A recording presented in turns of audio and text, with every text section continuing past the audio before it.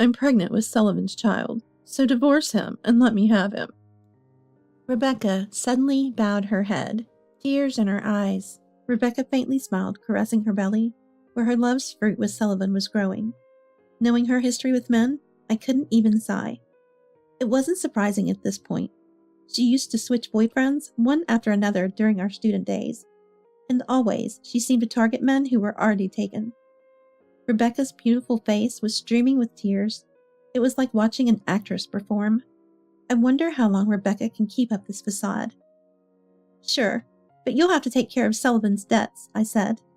No matter how much reality I throw at her, Rebecca always activates her positive thinking. I'm curious when this smile will fall. I'm Lily, 29 years old. I gave birth a year ago and recently returned to work. At work, "Lily, you seem so unflappable. You're just so elegant," my colleagues often say. Now, I'm just an ordinary housewife, perhaps because I was born into a wealthy family. When I was young, my dad, Arnold, ran a fairly large company. Despite being busy, he took us on domestic and international trips twice a year. My mom, Rosie, even from my perspective, was beautiful and kind. Coming home from school, the house would always be filled with a sweet scent. She always had homemade snacks ready for me. I also have a younger sister, Rebecca, 1 year my junior. She often coveted my favorite stuffed animals and new clothes. Rosie never told me to be patient because you're the older sister. Instead, she patiently explained things to slightly selfish Rebecca. Thanks to this, ours was a calm household with raised voices. However, when I was in the 6th grade, Arnold's company went bankrupt, so we moved to Rosie's countryside hometown. From a famous urban private school to a rural public one, everything about our lives changed. It was a small school where everyone was friends and the only class of the grade. As a new student, I was a novelty and it was overwhelming with all their questions. But thankfully, I quickly made close friends. Within a month, I had completely settled into the school. On the other hand, Rebecca became like a pretentious idol. "Lily, let's go home together," she would say. Without making friends, she'd come to my classroom after class to pick me up. I wanted to go home with my friends, but I couldn't turn away Rebecca. Outwardly, she pretended to be this adorable sister who adored me, but since moving to the countryside, she became more willful. "Hey, give me that sparkly pen. It doesn't suit you. Lily, with your cute sparkles. After all, you're such a country bumpkin now." "No way. A new friend gave it to me because we have matching ones." "Matching? That's so dull. A country girl like you would be better off with a freebie pen from the electronics store." There were no tears or tantrums, just a mocking laugh as she forcibly took what was mine. I hate to say this about my sister, but it felt malicious. At first, I thought I was fortunate to have friends after transferring, but gradually I found myself isolated in the classroom. "Hey, let's hang out after school." I tried inviting friends, but their response was cold. "We're not hanging out." "Why not? Did I do something wrong?" "We were never friends in the first place. You must hate us country folk, being a city girl and all, right?" I was suddenly scolded, too stunned to understand. Looking around, I noticed everyone in class giving me cold stares. Then Rebecca showed up. "Lily, let's go home together." With no place for me in the classroom, I grabbed Rebecca's arm and hurried home. "Lily, let's go home together again tomorrow." A bit selfish, but I believed Rebecca, who was always by my side, was someone precious. Then, the reason for my isolation became clear. Apparently, a sparkly pen, identical to mine, was found in the school's trash can, defaced with the word country bumpkin written in permanent marker. I didn't do that. I desperately denied it, and the teacher believed me, helping mend my friendship. We made up, but things were never as close as before. Maybe in early elementary school, a simple apology would have sufficed, but it's a delicate age in the later years. My classmates accepted me again, but I felt an invisible wall had formed. Did Rebecca do this? She was the one who took the sparkly pen from me. Could she have thrown it away? I couldn't help but suspect her. "What are you talking about? I don't know anything. Maybe it was harassment from those friends you thought you had, Lily. Everyone probably hates you." No matter how much I pressed her, Rebecca just laughed and denied everything. More rumors spread about me bad-mouthing friends, and again, Rebecca was suspicious. Yet she acted innocent, clinging to me, saying, "I love you, Lily." It was frightening. Rosie, who I relied on, had started working and didn't know about this. I didn't want to worry her with unnecessary concerns, as she seemed busy. So on the surface, we were seen as a pair of charming, close sisters. Rebecca, who hadn't made specific friends for a while, began to attract boys in junior high. Her demure and mysterious nature drew them in. But there was a problem. She dated boys who already had girlfriends. "Oh, were you dating him? I'm sorry, but it's not like I seduced him. I just happened to be loved by him."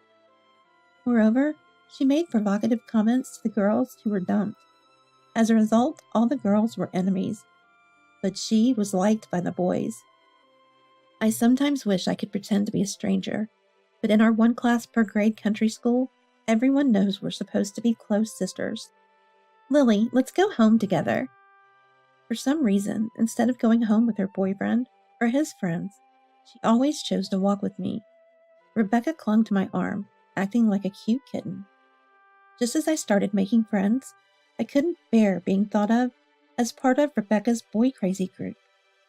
In fact, there were quite a few girls who saw me as an enemy. I never had a boyfriend, but felt uncomfortable because of Rebecca's influence. And I was wrong to think that boys didn't like me. Behind my back, "Lily is so harsh to me." Rebecca played the tragic heroine. Her overdone victim act seemed transparent to other girls, but somehow fragile to the boys. Wanting to distance myself from Rebecca, I went to college out of state, and then found a job there. I wanted to see my parents, but only to return home for Christmas or family gatherings, to avoid Rebecca. I didn't have any problems with socializing once I was away from her.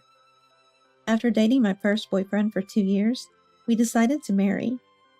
I dreamt of a wedding, but couldn't bring myself to invite Rebecca or friends from back home, so I didn't have one. My husband Sullivan is a man of firm opinions. Unlike me, who tends to look to others, he's bright and optimistic, which drew me to him. "Are you and your sister not close?" It's not that we're not close, but "Come on, from what you've told me, it's clear you don't get along." well, it's not like I'm saying I hate her to her face. "You should just be honest, Lily. You worry too much. From what I hear, your sister sounds like she embodies all the worst traits of a woman. It's natural to dislike her." Sullivan's laughter eased my dislike for Rebecca a bit. He's always smiling. Like the time we were forgotten at a restaurant and waited over 30 minutes, he didn't get angry. "What? They forgot about us? It's okay. So as an apology, our meal is free, right?" He responded casually and cheerfully to the apologetic waiter. Although a bit brazen, Sullivan's brightness lightens the mood. "It'll be fine," is his catchphrase. I worried his parents might be upset about us not having a wedding. "It'll be fine." Just as Sullivan said, they weren't bothered. When I found out I was pregnant, my anxiety outweighed my joy. Then, "It'll be fine," Sullivan assured me. Once our son Sean was born, I couldn't help but adore him. Despite the stress and worries, I'm willing to do anything for my precious child. Sullivan sometimes talks about quitting his job on a whim to start his own business. Just after giving birth, I'm bewildered, but he laughs it off. "It'll be fine," and confidently pursues his beliefs. It was tough managing the housework and childcare alone since Sullivan was busy, but I felt that he could break through any barrier. I believed he'd be my hero if I ever really needed him. His optimism was a great comfort to me. This helped me reduce my aversion to Rebecca, and I started visiting home more often to let my parents interact with Sean. Rebecca and I are both nearing 30 now. Rebecca, once seen as a selfish and cunning sister, had become a beautiful adult, perfectly suited in high-end brand clothing and accessories. Still single and living at home whenever we visited. "Lily, Sullivan, welcome. Please make yourselves at home. Sean, let's play together." Rebecca would warmly greet us. It seemed I was the only one who still harbored ill feelings. "Look at that. Rebecca's actually a nice girl. I imagine someone much harsher from your stories, Lily. She's like an elegant beauty, incorporating brands without being pretentious. Yeah, she's become a kind woman. It's like her childhood self was a lie. I'm relieved. Lily, are you mean? Jealous of cute Rebecca? Putting her down won't raise your stock, you know. His words hurt me, but they made me realize I had painted a negative picture of Rebecca to Sullivan. Social Sullivan quickly grew close to Rebecca and our parents. Oh, Arnold, you used to run a company. I'm a business owner now, too. Really? That's impressive. It's in distribution. It's deep. Trusting my eye to source top-quality goods. It's exhilarating when they hit big. I'm not cut out for being an employee. Becoming an entrepreneur, that's the best feeling. Rebecca and my parents praised him, seemingly impressed. But Sullivan was so boastful that I discreetly cautioned him. He frowned, displeased. What's up with that? You're so worried. Opposing my independence? It's not right for a wife to meddle in her husband's business. Right, Arnold? Arnold just shrugged, non-committally. Lily, it's fine. I want to hear more about Sullivan's work. Rebecca interjected, and Sullivan eagerly continued. That's amazing. Way to go, Sullivan. Rebecca knows how to handle men. Sullivan, looking pleased, slightly annoyed me. Wanting to impress Rebecca and my parents, Sullivan was more talkative than usual. His confidence, once attractive, now seemed boastful and shallow. The magic of love slowly dissolving, I began to doubt the confident, cool Sullivan. Unable to bear it, I retreated to the next room with a crying Sean. Looking away from them was my mistake. Sullivan and Rebecca had apparently grown close. One Sunday, while Sean and I were relaxing, Rebecca suddenly appeared and bowed her head. Lily, I'm sorry. Please break up with Sullivan. I'm carrying the child of our love. What? As soon as she entered the living room, Rebecca, with tears in her eyes, made her appeal. Wait a minute. I don't understand. Sullivan, my husband? Tearful Rebecca faintly smiled at my confusion and said, Yes, your husband, Lily. Sullivan. I'm pregnant with Sullivan's child, so please divorce him and let me have him. I felt a chill spread through my body. Rebecca hadn't changed at all. I knew all too well about her history with men, so I couldn't even sigh. I wasn't surprised anymore. She used to switch boyfriends one after another, and always she seemed to target men who were already taken. But to go after her own sister's husband, how shameless could she be? I felt my strength drain away and just looked down at Rebecca expressionlessly. Rebecca was crying with a beautiful face, like an actress performing. I wonder how long she can keep up this act. Lily, I'm sorry. I didn't mean to hurt you. It just so happens that the man who loved me is your husband. Oh, I know it sounds like an excuse. I'm wrong, and all I can do is apologize sincerely. I'm sorry for taking away someone important to you. Her insincere words were followed by more tears. But did Sullivan really betray me and have an affair with Rebecca? As if reading my thoughts, Rebecca slightly raised her face. Lily, I think I'm wrong too, but you're not innocent. Sullivan said you don't understand his work. He's trying hard as a businessman, and you're not fulfilling your duties as a wife. Instead, working a side job for pocket money? It's too much that you're not supporting busy Sullivan. Sullivan said that? Rebecca lifted her chin slightly and replied, Yes, he confided in me. He also says this. Lily has completely become a mom since having Sean, abandoning her womanhood. But I've been working hard at my job and with child rearing. But before I could finish, Rebecca interrupted.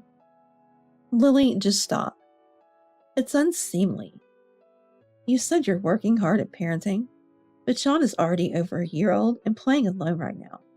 Even though you leave him at daycare, what are you working so hard for? This is what Sullivan said. Rebecca took a breath and looked me straight in the eye. Lily, you've taken Sullivan's kindness for granted. It's no wonder he's changed his heart to another woman. I fully understood Rebecca and Sullivan's feelings. I was foolish to believe Sullivan would come to my rescue when needed.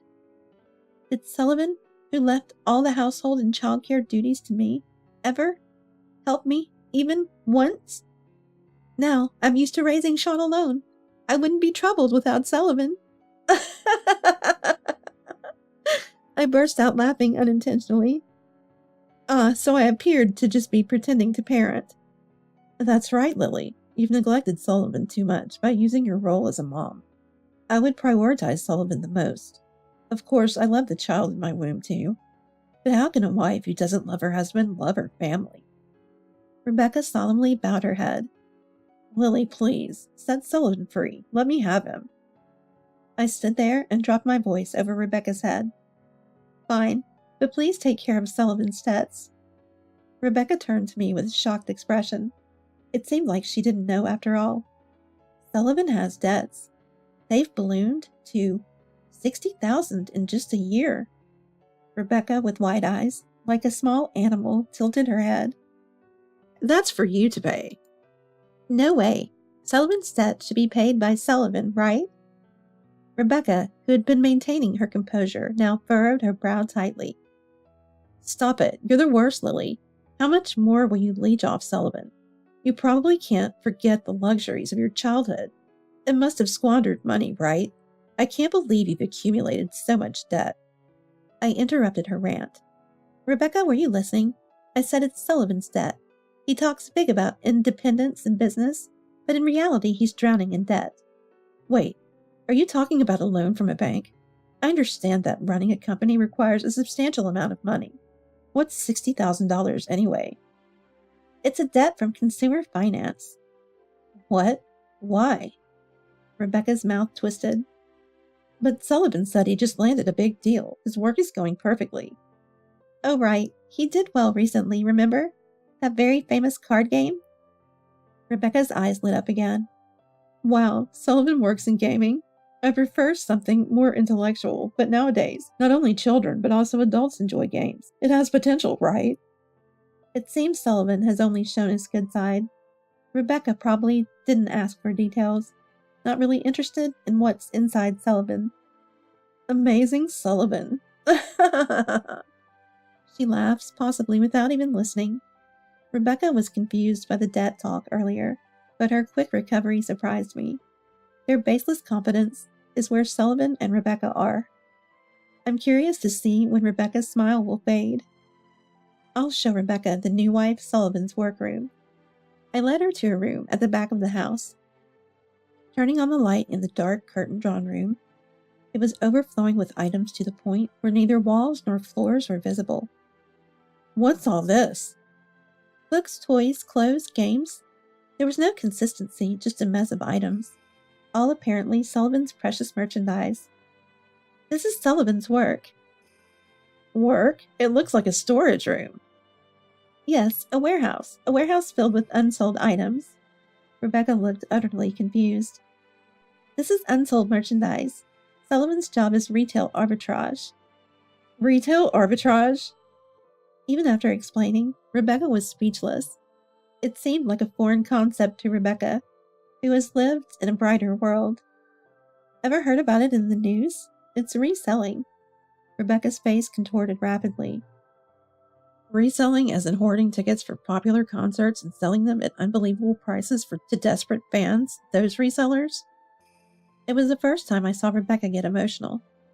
All right, as a child, Rebecca secretly kept popular Idol stationery and posters. I don't watch TV, so I don't know what's trendy. I like classical music and ballet. She used to say playing a mysterious character, but apparently she had a past of being troubled by resellers. Sullivan's a reseller? No way. Just then, Sullivan came home. He probably rushed over after hearing Rebecca was confronting me. Rebecca grabbed him. Your job is reselling? Is that true? Sullivan looked into her eyes and answered earnestly. What I do is retail arbitrage. I don't know what lies Lily has told you, but it's a respectable distribution business. It's a tough job that requires the ability to discern market trends. So it's different from reselling. Well, yeah. Sullivan, slightly awkward, embraced Rebecca to cover up. Don't worry. I'll become a big shot in this world. I'll make you happy, Rebecca. Sullivan. The love drama with actress Rebecca had its male lead. Rebecca gazed passionately at Sullivan. As the two were lost in their world, I decided to bring them back to reality. Before Sullivan, the warehouse will become big. The smiling couple froze. Sullivan's been doing retail arbitrage for a year now. This room is filled with unsold inventory. Can you sell all of this? Of course I can. Maybe to a recycling shop, but there you'll be lucky to get half of the original price. Rebecca and Sullivan, still embracing, froze. Sullivan's smile turned strained, while Rebecca glared at him tightly. You talk big about being a business owner, while your retail arbitrage isn't even successful. It was embarrassing just listening to you. You're not employed, right? So, you call yourself a business owner? That's laughable. I couldn't hold back and laughed out loud. It'd be fine if you had a decent income, but Sullivan, what about you? You just buy things that might sell, ending up with more leftovers. Just buying things that won't sell or be used? That's just wasteful. Rebecca stepped back, releasing her embrace. Rebecca, it's different.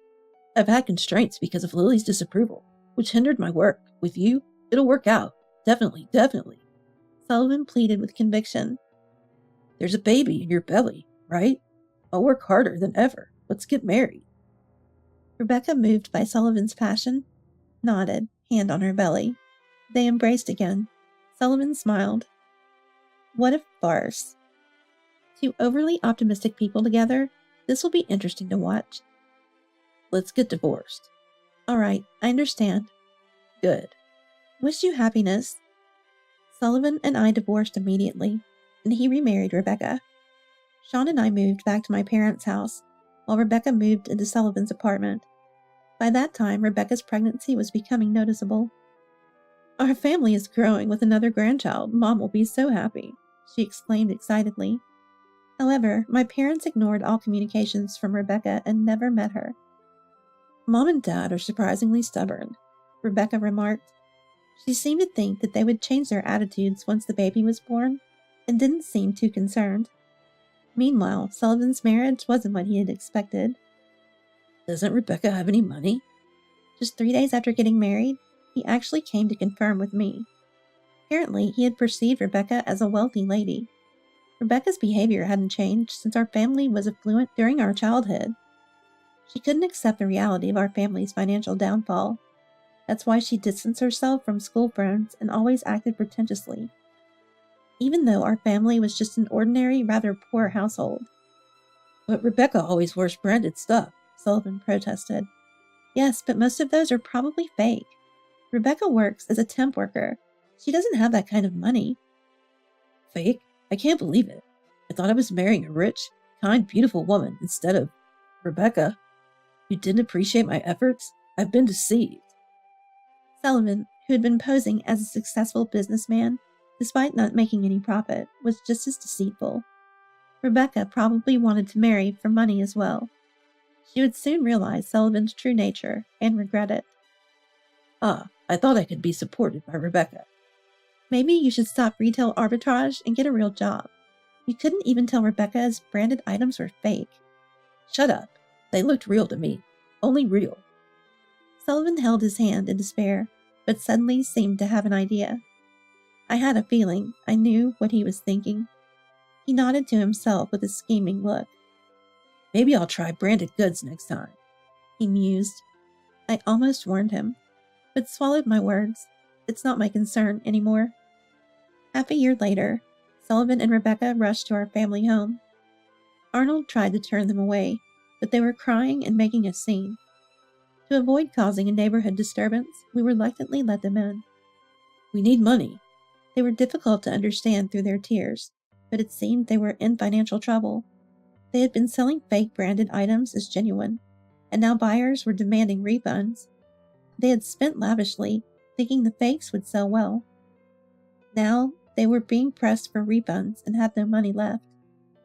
We don't have any money to lend you, Arnold said calmly. Dad, how can you not help your own daughter in trouble? They're threatening to sue us if we don't refund them immediately. Even as Rebecca pleaded, Arnold just shook his head sadly. Why not just make another loan? You've been doing it for purchases all along, so it shouldn't be a problem now, right? I suggested. Sullivan scratched his head. I can't borrow anymore. Incredibly, he hadn't used any of his earnings to pay off his debts. He had even taken loans to buy fake branded goods, but only paid the interest. The debt that was $60,000 at the time of our divorce had ballooned to who knows how much. Wow, glad I divorced, I exclaimed unintentionally. Rebecca then turned on me. What do you mean by that? Why did you push such a debt-ridden man onto me? I'm getting divorced too. I don't need this kind of man. What, Rebecca? You were enthusiastic about selling fake brands. It's your specialty. You did most of the purchasing and selling. Sullivan retorted. Shut up. Sullivan has no sense for retail arbitrage. I was the one making a profit. You should be grateful. Rebecca snapped back. What a perfect match they were. Seeing Rosie silently suffering, Rebecca targeted her next. Mom, the baby is born. It's cute, right? You want to meet your grandchild, don't you? Lend us money if you want to see it. No way. Rosie refused. You're discriminating against your grandchild. How cruel, Rebecca exclaimed. Rosie, unable to hold back any longer, raised her voice. Enough! He's the man you stole from Lily, right? If you want to fix the debt, work for it. How dare you show your face here? I no longer consider you my daughter. Go to hell with your beloved Sullivan. Mom! Rebecca finally broke down and cried, her beautiful face distorted and wrinkled in anguish, like a cracking white mask. Arnold mercilessly threw out the genuinely sobbing Rebecca and Sullivan. After that, we didn't have anything to do with them, but I learned about their situation unexpectedly. The police contacted us. Sullivan had been desperately reselling to make money, but compared to fake branded goods, the earnings were meager, and once he had tasted the profit, it wasn't satisfying. It's wrong to lie. Just sell them as fakes. Great idea. I'll buy them because they're fake and cheap. We'll make a profit, even if the selling price is low. So they were back to dealing in fake brands. They refunded noisy complainers from the previous trouble, but managed to get by with the rest. Despite fears of being sued, they thought they were safe since nothing had happened. But wrongdoing eventually catches up. They were finally held accountable for their crimes. Our foolish daughter has caused you trouble. Arnold apologized to the police repeatedly. He never asked to lighten their sentence. Instead, she has no remorse. Please ensure she receives the appropriate punishment, he insisted. Rebecca and Sullivan were arrested after claiming they didn't know the goods were fake, a defense that obviously didn't hold up with the police. Unrepentant and without compensating the victims, they received actual prison sentences. Both ended up in jail together. They begged for forgiveness once their fate was sealed, but it was too late. Moreover, a mountain of debt awaits them upon release. I'm relieved I divorced. I even feel thankful to Rebecca for awakening me to Sullivan's reality. Despite his boasting about distribution and discernment, it was Rebecca who gave me the wake-up call. I'm still living at my parents' house. I haven't remarried, but Sean has a younger brother now. We took in Rebecca's child. Our family isn't wealthy, but we manage without wasteful parents. Colleagues no longer say, Lily, you seem so unflappable. Managing two energetic boys leaves no room for calm. Sean is 5 and Rebecca's child is 3. Every day is incredibly noisy, almost maddening. Stop fighting all the time, I scold.